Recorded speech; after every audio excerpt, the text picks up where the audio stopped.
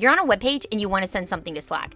Maybe it's a support ticket, a lead, a bug, whatever. The old way, copy the link, switch to Slack, paste it, add context, maybe go back and forth and copy some more, and then finally send the message. The Pixibricks way, one click and you're done. Let me show you how to build this super quick and with no code required. Here's an ideal web clipper. I'm on LinkedIn and I want to send this lead to my sales or marketing team. Imagine if I just right click anywhere on the page, then AI summarizes the page and a form pops up with the page context pre-filled, title, summary, and link. I can add a note if I want and hit send. Done. That just went to Slack. It feels like a dream, but that's what we're building today.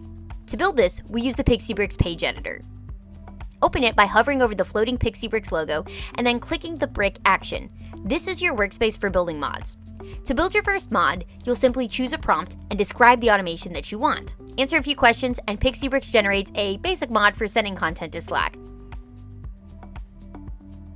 This is great out of the box, but let's look at what we've made and see if we want to make any customizations. On the left, you've got the AI Copilot where you can chat and make changes. In the middle is the brick actions pipeline, which is the sequence of steps your mod will run. On the right is where you configure the selected brick. Each brick does a specific action, like show a form, get page data, or send a Slack message. They operate in linear steps from top to bottom, and you can reference output from these bricks as you configure other bricks. Click any brick, and its settings open in the right panel. This is where you configure all of the things about it, and you can see the inputs and outputs and other options for that brick. Want to add a new step? Hit the plus button between any two bricks and you'll get a list of available bricks you can insert. Search for the one you want. Here's a nice upgrade. Let's use AI to summarize the page and add that to our Slack message. Click the plus button and search for the extract from page with AI brick. Add it and then give it some instructions on the right. Now, let's add a form field with this summary so we can preview it and edit it before actually sending to Slack.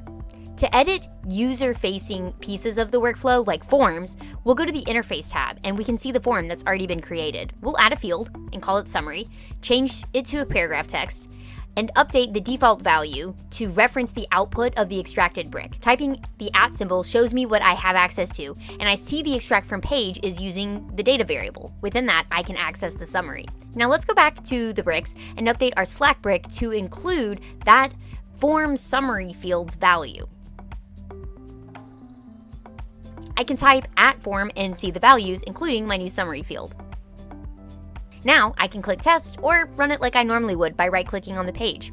I do need to remember to save the mod though if I want to be able to use it after I close the editor. If you ever get stuck, the AI Copilot on the left side is your best friend.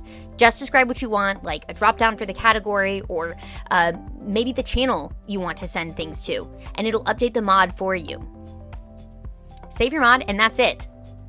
You've built a custom Slack integration from any web page. No APIs, no backend, no code required. If you want to build on top of this, check out the blog post link below. And if you build something cool, drop it in our Slack community or share it via the live chat on our website. I'd love to see what you're working on, and I'm only a message away if you get stuck.